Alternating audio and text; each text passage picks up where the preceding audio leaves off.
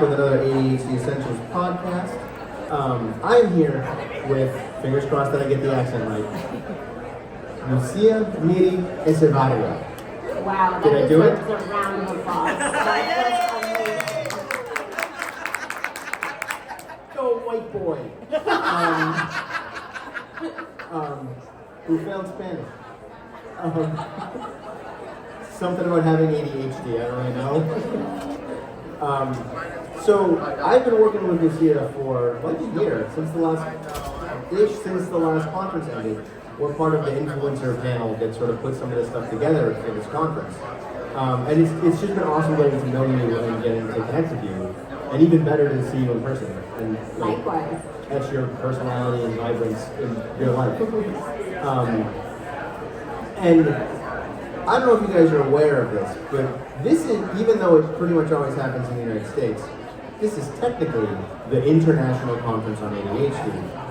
And guys, did you know that there's people who have ADHD that only speak Spanish? Like, there's people who don't speak English that have ADHD, which, like, right? Go figure. Holy moly. So, Lucia, your role, your audience is primarily Spanish-speaking nations, and I assume Spanish-speaking people in America too. Yeah. Can you talk a little bit about just what that's like and how you're serving them? Well, so I was born in a very privileged situation where my mom is one of the most renowned psychiatrists, experts in ADHD in Latin America.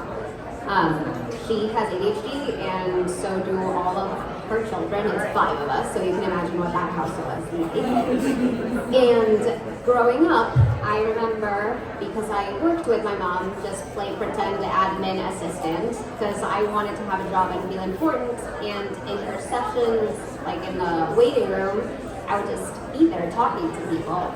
And everybody had the same issue of like, hey, I am 50 years old and I've been to so many healthcare professionals and I am just getting diagnosed.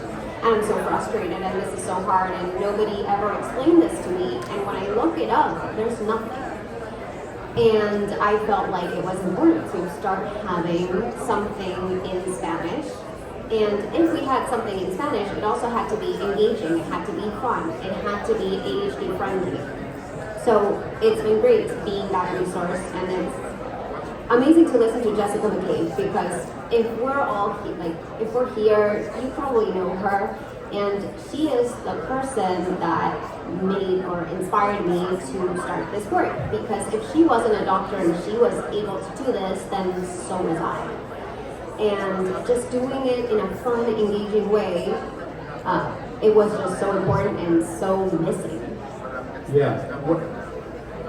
What's the response like from your audience? How, like, is it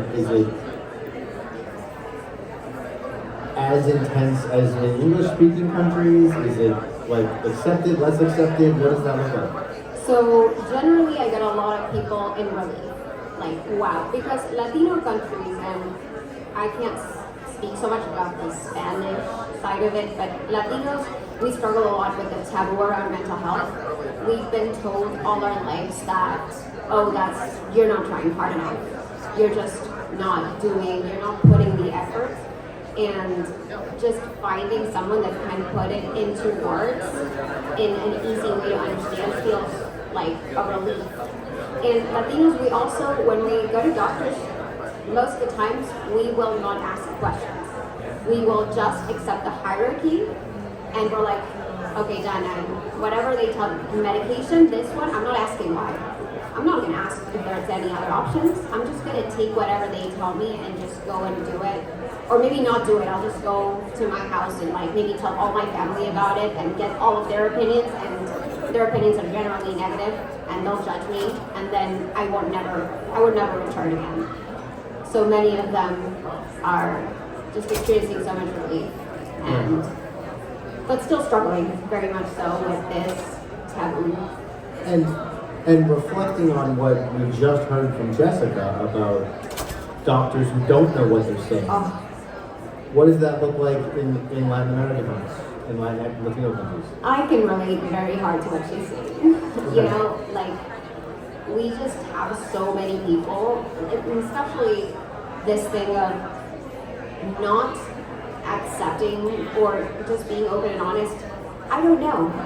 Maybe I'll refer you out to someone else. No, they'll just medicate or just diagnose a comorbidity and that's it. So we have plenty of those. And there's a lot of psychoanalysis in Argentina particularly, which is where I come from. And that is very harmful for many of us who are actually seeking a diagnosis and a treatment instead of maybe a childhood explanation. Can you expand on that? Like, in what way is that harmful? Because lots of people that go to psychoanalytic treatments, they'll just get the, oh no, in childhood. Let me tell you a story. My mom, she's a psychiatrist, so she had to study all of these things, right? And being that Argentina is so oriented to psychoanalysis, she was going to psychoanalysis. And her therapist told her, like, you know, you're telling me that you lose everything. You lose your keys, you lose your car. You also lost a baby.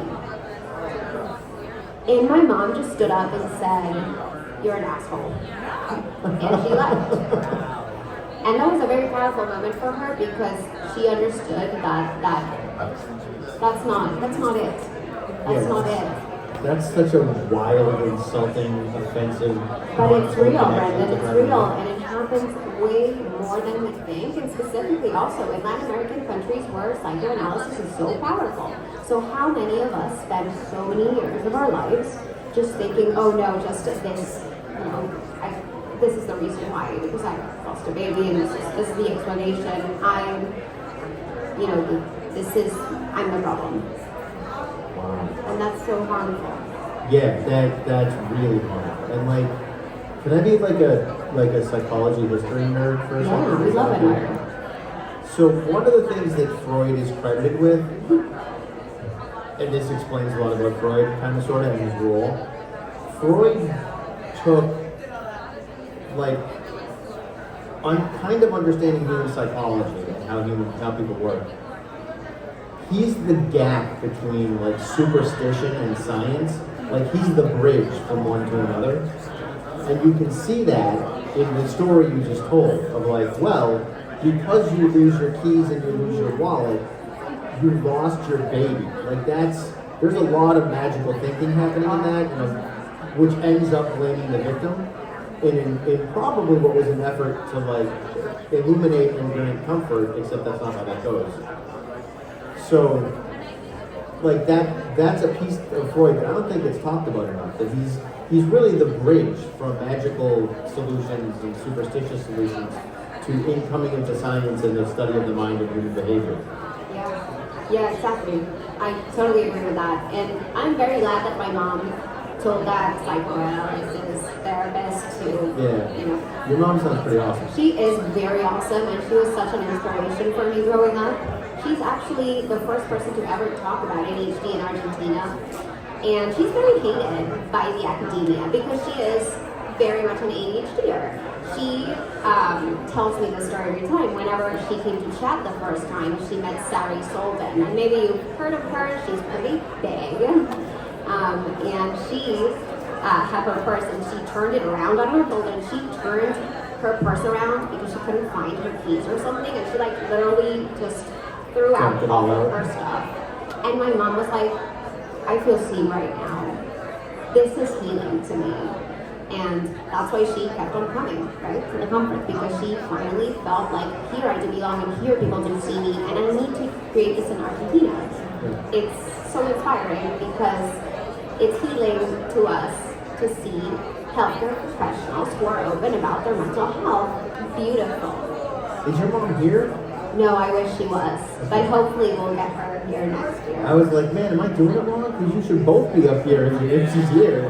Well, we do have a podcast for both of us. It's in Spanish, obviously, but it's like mother-daughter conversations, because I have an insatiable curiosity, as probably many of you ADHDers have as well. And I happened to be very lucky that my mom could satisfy that, because I would be like, cool science stuff I need to know. I would just go downstairs to the kitchen and ask her about it. And she, we have walls painted with chalk, like the paint, the blackboard paint. So she would just be like, science moment, and she would just explain things to me. And that's the way my grandpa, who's 100 years old now, also has ADHD, he taught her how to study. So I guess where I'm going is I am very lucky that I've had a family of very inspirational people who are very loving and compassionate about ADHD, and maybe that's where I also get my love for it, because sometimes I hate myself and I hate this and I wish I didn't have it. But I am very happy that I've had a family that throughout the generations has passed on I know this is hard for you, but instead of telling you the same thing over and over again in the same way, I'm going to explain it to you differently. My grandpa used to say this all the time. Maybe I wasn't clear enough, or maybe this method just didn't work. Let me just try it differently. So, I don't know. Where was I going with this? No, that's awesome. Am I the only one who kind of feels like Lucia grew up in a sitcom? That's a wicked sitcom. But a healthy sitcom. You know what I mean? The little kid comes into the kitchen and is like, Mom, what's up with this? And Mom just grabs a piece of chalk and writes on the wall to explain it. Seriously. Yeah, probably. An ADHD household is a lot of fun. It is very frustrating at times. I did struggle a lot with Mom, for 1 week, would be like, so now we are recycling. And we would all recycle, all of us. And then the next week, I was like, so where's the recycling bin? And, oh no, we're not recycling. Oh, we're not recycling. Now she's on to another new project. It's time to reduce. It's fun. Of course, it has its frustrating moments, but I've always felt very seen.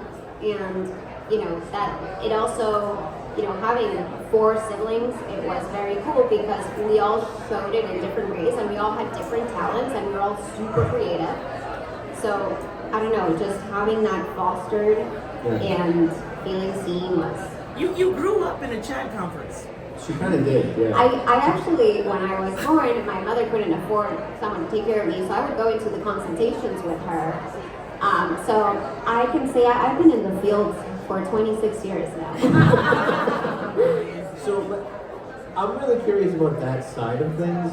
What is it like working with your mom? It's crazy. It's crazy. I love working with my mom. I think out of all my siblings, and I don't know if they'll listen to this, but out of all my siblings, I think I have the closest relation to her, because I was I'm from the second administration, which is what I like to call it, because first administration of children, different father, and second one, me and my little brother. We are 10 years apart, my older siblings and me, and 13 to 10 years apart. So they were leaving the house, right? So we were the ones that stuck with my mom, and I was actually very interested in what she was doing. So we shared a lot, and I also felt a lot of her as a best friend energy with me. She got me, and I don't know, just she always protected me a lot with school and bullying and all those things. Just looked for different ways to nurture my creativity and all of my passion for learning. So working with her is definitely very inspiring. I love it. I look up to her so much. And it's definitely also frustrating because we both have ADHD and we're kind of business partners now. Because this wasn't a business idea. Espacio TDAH wasn't born to be a business. It was born just to, I don't know, give a sense of, I use my privilege in a good way. And it just turned to be a massive project. And I'm very glad it is. But it's hard because we are let's do this course, or let's do this episode of the podcast. And we're like, geez, I wish we had more episodes pre-recorded, but we're always rushing, oh my gosh, an episode has to come tomorrow and we haven't sat down to do it. Or, we have been talking about this course we want to do for the past 2 years and it's hard to execute. So it is challenging, but it is fun. How do you feel free to not answer this question if you don't want to. How do you negotiate the dueling relationships? Because if you're business partners and also mom and daughter, like that's an interesting power dynamic potentially where you're kind of more equal in some ways and kind of less equal in others. I mean, you're an adult now, so that of course affects things, but how do you navigate that? Well, I don't think I know the answer to your question because I should be figuring that out, guys. To be really honest with you. It's hard. I'm also, I have OCD too. Yep. So that's very challenging for me because I'm super controlling. And if you see my feed, you'll see I have a very clear, aesthetic. So it's a photo, and then it's a drawing that's handwritten, and then a photo, and then a drawing that's handwritten. It can't be broken because I get really sad. And, oh my gosh, the anxiety. And my mom, sometimes she's very spontaneous. Obviously, she doesn't follow these things because why should she, right? Anyways, she, sometimes struggles with that, and I know because she doesn't want to let her daughter down in this thing that she's created or organized. Because I like to say that we are both working together on it, but I'm just like, Mom, I need to rep you because you're too good at it, but your executive functioning is not taking you there, let me just manage the content as well, and then I started creating it.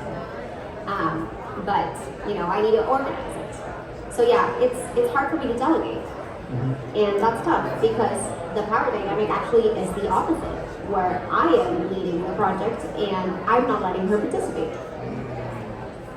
So that's hard to admit out loud, but it is what it is.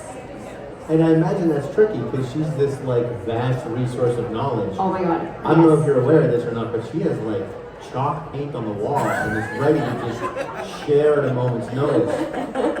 So if you're kind of taking over and boxing her out just because you've got this compulsion, yes, you're potentially losing that she could be right on the chalkboard. Exactly. And I've been doing a lot of thinking this year because I realized that this has turned into a business now, and I'm like, this ADHD moment where you're like, oh my gosh, this is happening.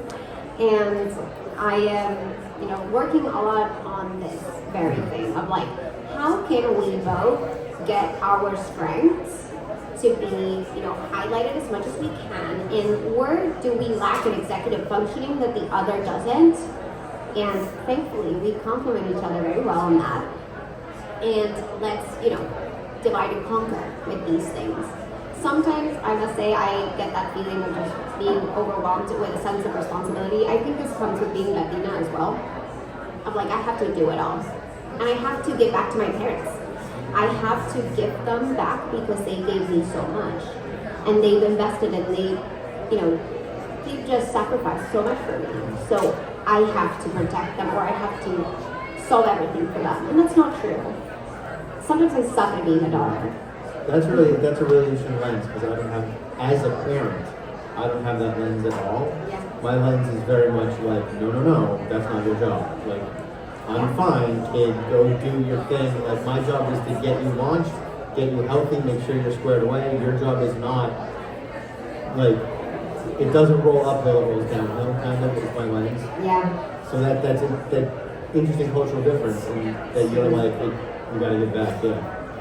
Yeah. I kind of like that better. I wish I could accept help from my kids that are older, but I don't think I'm able to. We need a balance, and I mean, helping kids, giving kids the ability to help, and I coach kids all the time, and I love it, and I chose coaching kids because I feel like there's so much potential there, because I see so many hurting adults, and I'm like, oh my gosh, if someone had given you the empowerment when you were younger, this would be so different.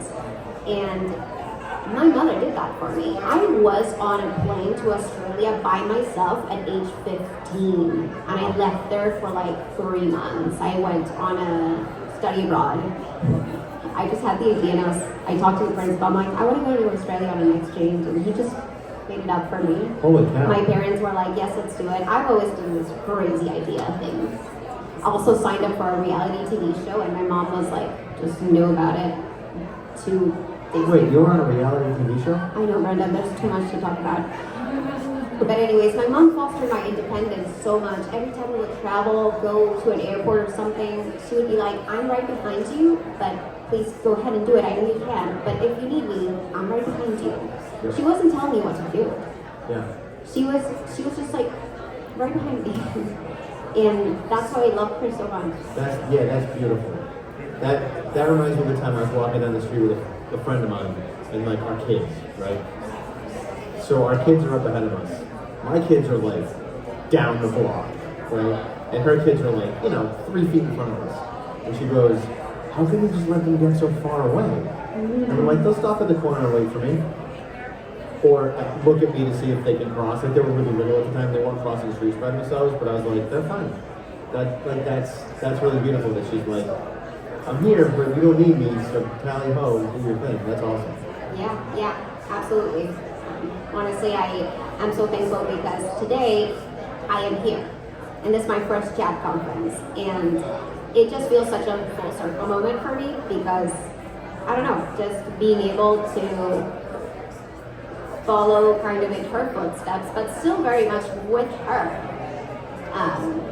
feels very nice. And I think that her vouching for my diagnosis and my medication and everything, because that was a whole ordeal, and her just doing all of these empowering things that she did with me has brought me here. Not to take power away from me. I, of course, had a lot to do with all that, but she just, I don't know, she also helped me mold into who I am, and I think that's very important for parents and, ADHD kids, just empowering them, and I don't know, I really look up to her. I have no idea what being a mother must be like, let alone for 5 ADHD kids, but she rocks. That's awesome. And just being mindful of time, do you have any ending essentials that you'd like to share with our audience? That's so hard. I feel like we talked about so many things, right? But I guess that it's important for us to remember that ADHD doesn't look the same in all cultures. And, Latinos, we do have different ways of dealing with our mental health, and sometimes that involves not accepting it and not talking about it and, just putting more effort because we are hard workers.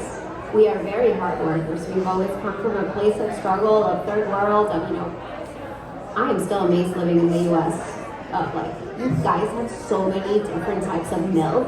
It's so overwhelming. It's so overwhelming. I'm like, please take me back to my third world country where there's 3 options and Decision fatigue. There you go. decision fatigue is real. So I think it's very cool that we get to showcase all of that too. And remember that, the same way, ADHD is different in every single person, it's also very unique culturally. So yeah. Yeah, that's great. Thank you very much. Thank you.